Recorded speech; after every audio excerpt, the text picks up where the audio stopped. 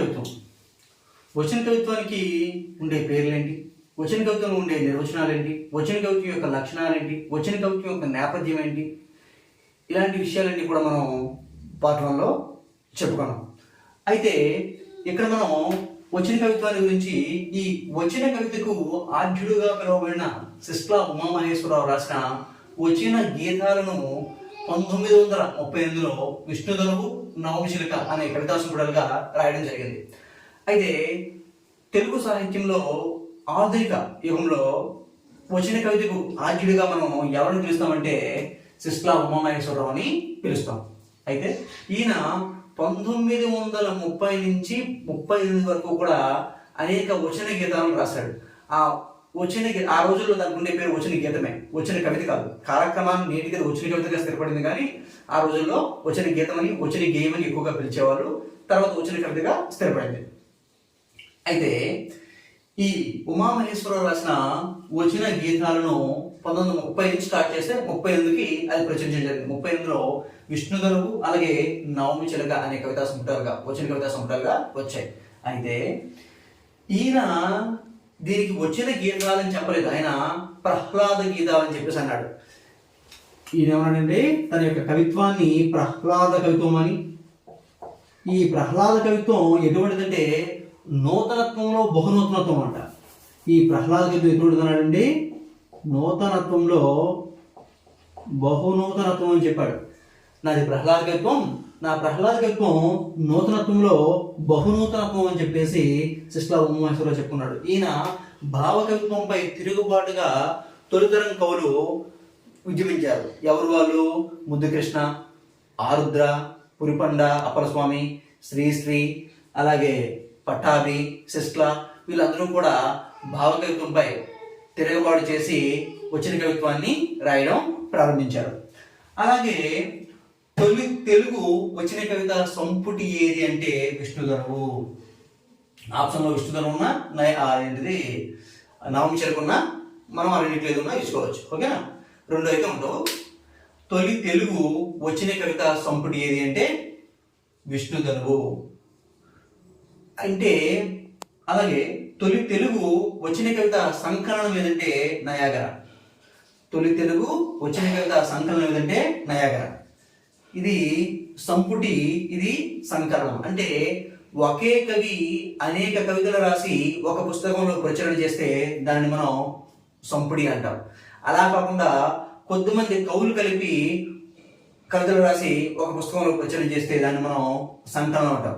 అది కథలు కావచ్చు, కావ్యాలు కావచ్చు, నాటకాలు కావచ్చు, కవితలు కావచ్చు, ఏదైనా కానీ. అంటే అనేక మంది కవులు రాసి ఒక పుస్తకాన్ని ప్రింట్ చేస్తే దాన్ని సంకలనం అని, ఒకే కవి అనేకమైన విషయాలు ఒక పుస్తకాన్ని ప్రింట్ చేస్తే దాన్ని సంపుటి అని చెప్పి అంటాం. అందుకనే సంపుటికి సంకలనానికి తేడా ఇది. తొలి తెలుగు వచన కవిత సంపుటి ఏది అంటే మాత్రం విష్ణుధనువు. తొలి తెలుగు వచన కవిత సంకలనం ఏదంటే మాత్రం నయాగర. 1944 వచ్చింది, ఇది 1938లో వచ్చింది. అలాగే తొలి తెలుగు వచన కవిత కావ్యం ఏది అంటే, తొలి తెలుగు వచన కవిత సంపూర్ణ వచన కవిత కావ్యం ఏదంటే తెలంగాణ. కుందుర్తి ఆంజనేయులు రాసిన తెలంగాణ, ఇది 1955లో వచ్చింది. తొలి తెలుగు సంపూర్ణ వచన కవిత కావ్యం ఏది అంటే కుందుర్తి ఆంజనేయులు రాసిన తెలంగాణ. నిజాం పాలనకు వ్యతిరేకంగా రాయడం జరిగింది 1955. అలాగే తొలి తెలుగు తెలంగాణ వ్యవహారిక భాషలో వచ్చిన వచన కవిత సంపుటి ఏది? ఇది ఇంపార్టెంట్. తొలి తెలుగు తెలంగాణ వ్యవహారిక భాషలో వచ్చిన వచన కవిత సంపుటి ఏదంటే గుడిసెగుండే. 1974లో వచ్చిన గుడిసెగుండే. దీన్ని దేవరాజ్ మహారాజ్ రాశారు.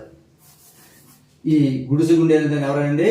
డాక్టర్ దేవరాజు మహారాజు రాశారు.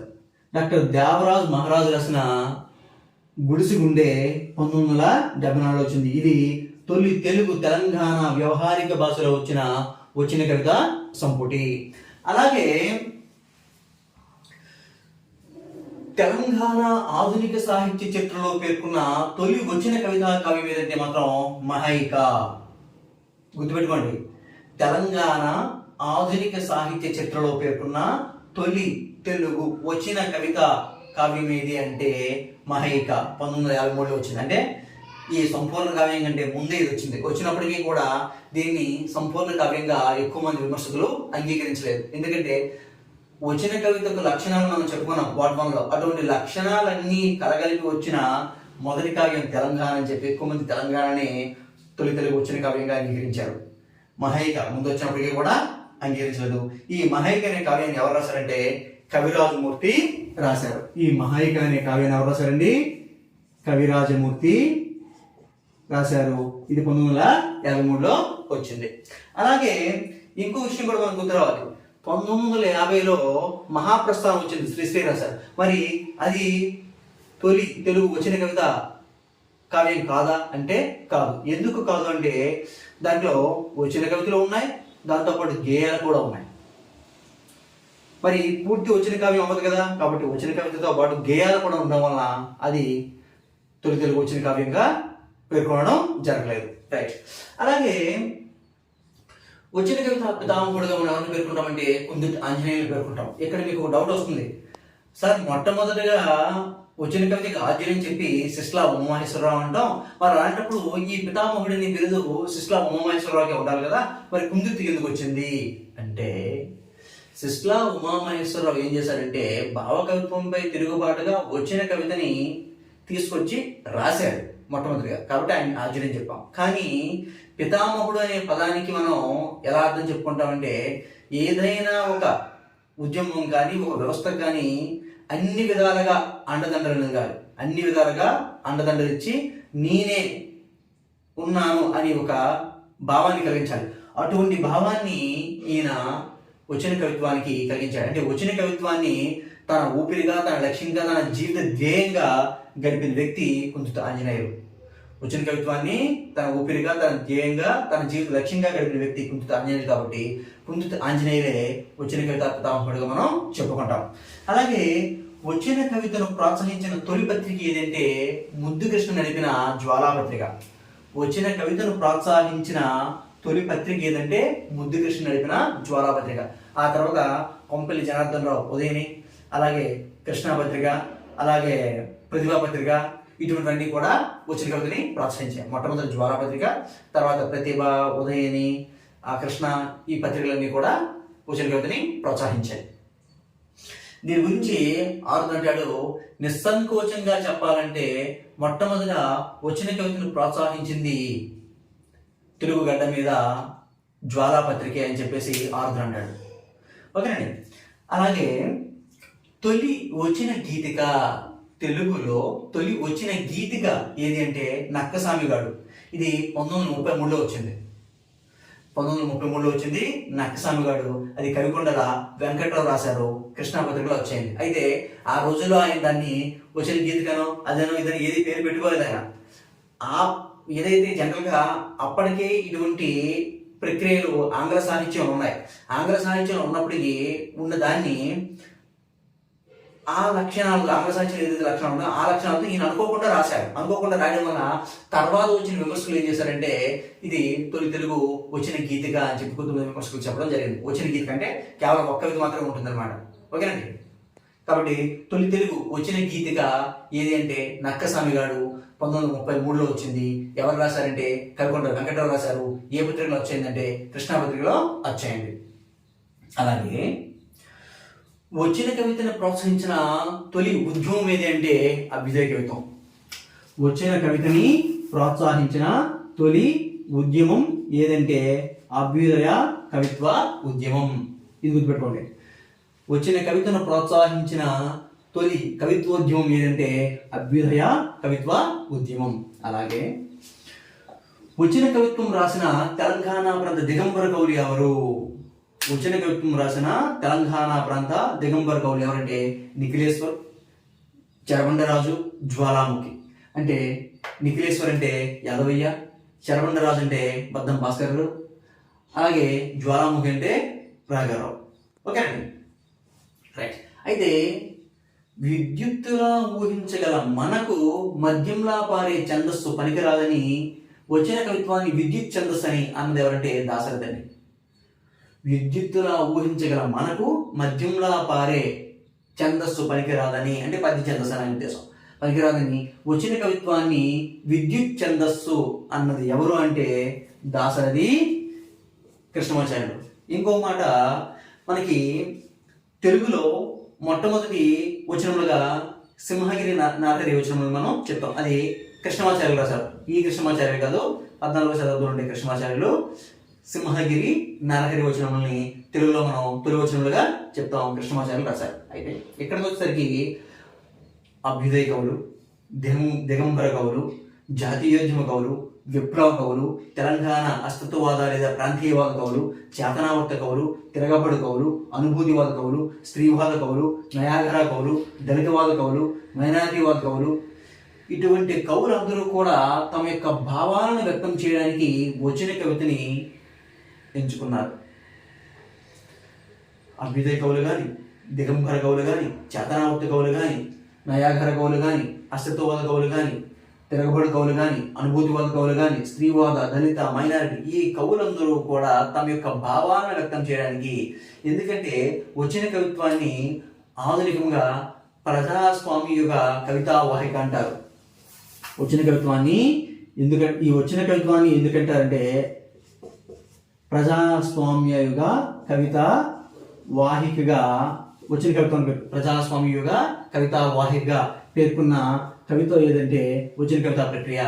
ఎందుకు ఈ ప్రజాస్వామ్య యొక్క కవితా వాహికగా దీన్ని పేర్కొన్నారంటే ప్రజలకు అర్థమైన సాధారణ భాషలో ఎటువంటి ఛందస్సు బందోబస్తులు లేకుండా, ఛందస్సు బందోబస్తులు చట్ పట్టడం తెంచేస్తున్న శ్రీశ్రీ అంటాడు, నా ఈ వచ్చిన పద్యాలని దుడ్డు కర్రలతో పద్యాన్ని నడుగులు విరగలుగుతాం, చందేశ్వరి వ్యాకరణాన్ని చీలి చెండేస్తానని చెప్పేసి పటాపడ్డాడు దేశంలో. అంటే అటువంటి ఇబ్బందులు ఏమీ లేవు ఇందులో. సాధారణంగా చదవగానే చూడగానే మనం ఏదైతే ప్రతిరోజు ప్రతినిత్యం మాట్లాడుకునే వ్యవహారిక భాష ఉందో ఆ వ్యవహారిక భాషలో వ్యవహారిక జనుల యొక్క భావానికి అనుగుణంగా దీన్ని రాస్తారు. అది అప్పుడు జనరల్గా ఏదైనా కవిత్వమో పద్యమో ఏదైనా అది విస్తృత పరాలి అంటే సాధారణ జనులకి అది అలరింపు చేయాలి. వారి యొక్క కష్టాన్ని, నష్టాన్ని, బాధల్ని, కన్నీళ్ళని, కళని అది విప్లవీకరించాలి, దాన్ని ప్రాతినిధ్యం వహించాలి. అలా వహించడానికి ముఖ్య భూమిక వచ్చిన కవిత. కాబట్టి అందుకే ఈ కవులందరూ కూడా వచ్చిన కవితనే తమ యొక్క సాధనంగా వాడుకున్నారు. ఇదైతే ఇప్పుడు ఏం చేయాలంటే ఎవరెవరు ఈ ఉద్యమాల్లో ఏ కవులు ఉన్నారు, ఏ కవులు ఏమేమి రాశారు ఇవన్నీ కూడా ఇక్కడ చెప్పాలి. కానీ ఇక్కడ నేను ఏం చేశానంటే అభ్యుదయ, దిగంబర, విప్లవ, తెలంగాణ అస్తిత్వవాద కవిత్వం, చేతనావర్త, తిరగబడు, అనుభూతి, స్త్రీవాద ఇవన్నీ కూడా ఏ కవితోద్యమానికి ఆ కవితోద్యమమే ఆధునిక కవితోద్యమాల ధోరణిలో నేను క్లాసులు చెప్పాను కాబట్టి ఎవరెవరు ఏమేమి రాశారు, ఏమేమి వచ్చిన కవితలు రాశారు అనే ప్రతి విషయము కూడా మీకు ఆల్రెడీ నేను చెప్పేశాను. పిఆర్ కాంపిటేటివ్ యాప్లో ఉంది కాబట్టి అది చూస్తే మీకు ఈ ప్రక్రియ అక్కడ ఫుల్ఫిల్ అయిపోతుంది. అంటే ఆ ఉద్యమంగా కవర్ అయిపోతుంది, దాంతోపాటు వచ్చిన ప్రక్రియకి కావాల్సిన వ్యవహారం కూడా అక్కడ కవర్ అయిపోతుంది. అది లాజిక్ అక్కడ. రైట్. అలాగే కుందుర్తి ఆంజనేయ నేతృత్వంలో 1958లో ఏర్పడిన ఈ ఫ్రేవర్స్ ఫ్రంట్తో వచ్చిన కవిత బాగా విస్తృతమైంది. కుందుర్తి ఆంజనేయ నేతృత్వంలో హైదరాబాద్లో 1958లో ఏర్పడ్డ ఈ ఫ్రేవర్స్ ఫ్రంట్ అనే దాంతో వచ్చిన కవిత బాగా విస్తృతం అయ్యింది. అందుకని అంటాడు, పాతకాలం పద్యం అయితే వర్తమానం వచ్చిన గేయం అన్నాడు. పాతకాలం పద్యం అయితే వర్తమానం వచ్చిన గేయం. దీన్ని బట్టి మనకి ఏమర్థమవుతుంది అంటే కుందుర్తి ఆంజనేయులు కూడా వచ్చిన కవిత్వాన్ని వచ్చిన కవిత అనలేదు, వచ్చిన గేమ్ అన్నాడు అని అర్థం. తర్వాత కాలంలో వచ్చిన కవిత అయింది. ఓకేనా? ఇక్కడ బిట్టర్గా వచ్చి మనకి కుందుర్తి ఆంజనేయులు వచ్చిన కవితని ఏ పేరుతో పిలిచాడంటే వచ్చిన గేమ్ అనే పేరుతో పిలిచాడు. ఒక విషయం గమనించండి, మనం చదివే విషయం ఏదైతే మన సిలబస్లో ఉంటుందో సిలబస్లో ఉండే విషయాన్ని ప్రతి మూలని కూడా క్షుణ్ణంగా పరిశీలించాలి. అవుట్ ఆఫ్ సిలబస్ని ఒక అక్షరం చదవకండి.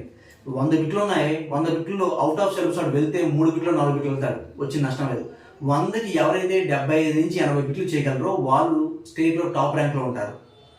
నేను అలాగే చదివాను, అలాగే సాధించాను. ఇదే లాజిక్. జనరల్గా చాలామంది చేసే పొరపాటు ఏంటంటే 100 బిట్లు కోసం చదివేటప్పుడు ఒక 2 బిట్లు ఎక్కడో కనిపించమన్నమాట. కనిపించకపోతే తమ యొక్క సమయాన్ని అంతా ఆ 2 బిట్ల కోసం ఫోకస్ చేస్తుంటారు.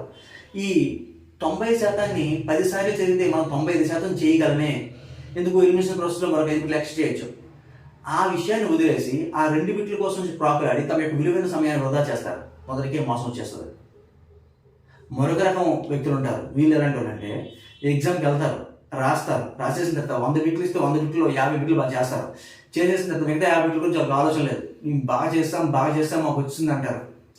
రిజల్ట్ వస్తాయి అసలు ఎక్కడ పేరే ఉండదు. ఎందుకు ఉండదు అంటే వాళ్ళు చేసిన 50 బిట్ల గురించే భుజాలు తడుకున్నారు తప్ప చేయని 50 బిట్ల గురించి వాళ్ళు ఇచ్చేయరు. మరొక రకంలో ఉంటారు. వాళ్ళు ఏంటంటే 100కి 80 బిట్లు చేస్తారు. 80 బిట్లు చేసి ఏమైనా ఎలా రాశారంటే ఏదో మామూలుగా రాశారంటారు. ఎందుకంటే విడిచిపెట్టి 20 బిట్ల గురించి వాళ్ళు ఆలోచిస్తారు. ఈ రాసిన 80 బిట్ల గురించి వాళ్ళు ఆలోచించరు. విడిచిపెట్టి 20 బిట్ల గురించి ఆలోచిస్తారు. అది మనకు కావాలి. అర్థమైందా? కాబట్టి ఇక్కడ మీకు పిఆర్ కాంపిటేటివ్లో అయితే ప్రతి విషయాన్ని చాలా వివరణాత్మకంగా ఏది అవసరం, ఎంత అవసరం, బిట్ ఫ్రేమింగ్ ఏంటి, ఎలా ఉంటుంది, అసలు ఏది అవసరం లేదు అనే విషయాన్ని చాలా క్లియర్గా చెప్పడం జరిగింది. ఒక మాట అయితే చెప్తానండి, తెలుగు పోటీ పరీక్షలు ప్రిపేర్ అయ్యే అభ్యర్థి పిఆర్ కాంపిటేటివ్లో క్లాసులు ఉండడం అది అదృష్టంతో సమానం. ఇది నేను చెప్పే మాట కాదు.